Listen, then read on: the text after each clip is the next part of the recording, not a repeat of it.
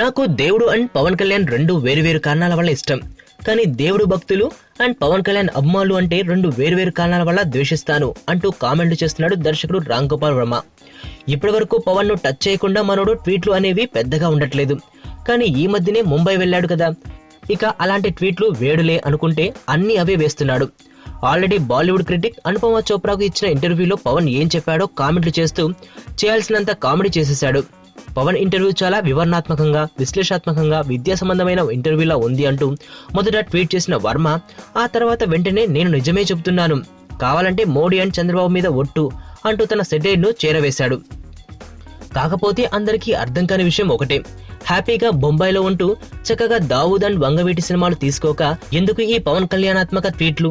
ఎన్నిసార్లు ఇలా పవన్ మీద పడతారు సారు, ఇకనైనా మానుకోరా?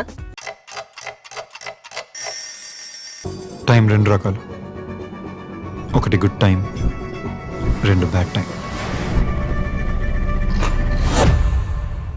అమ్ము నా ప్రాణం.